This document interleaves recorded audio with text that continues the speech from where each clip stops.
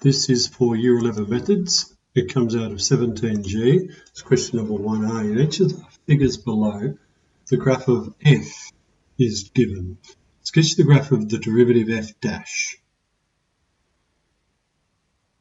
Okay, so I'm always going to draw my axes directly below, and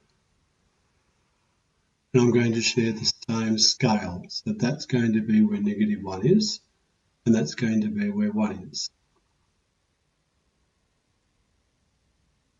And this is y, so this is dy dx. And this is x. I can see this is a quartic, therefore my derivative is going to be a cubic.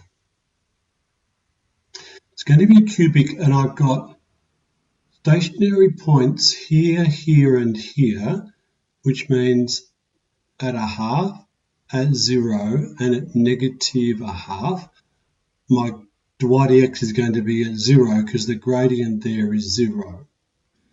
Here I have positive gradients, therefore I'm going to be above. Here I have negative gradients, so I'm going to be below. Here I have positive gradients, so I'm going to be above.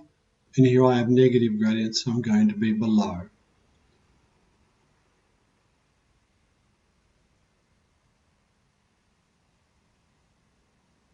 I'll do that again. I've got positive gradients, so I'm going to be above. I've got negative gradients, so I'm going to be below. Positive gradients, negative gradients.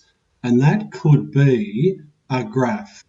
Obviously, it cannot be exact because there's information that I don't know about the scale, but that's the general shape of what my derivative is going to look like. So over here, I'll do the same thing. Doesn't exist on a sharp join. Negative, negative, negative, negative, negative. And if I assume that that's -1 and that's +1, my gradient is actually -1. So at -1, I have a horizontal line and an open circle. And here it's positive, positive, positive. In actual fact, I'm going to call it +1. And it's going to continue like that and have an open circle. So that's what my graph of dy dx is going to look like with respect to x, assuming that that's 1 and that's -1. I had no numbers on my on the markings, so I'm just assuming that.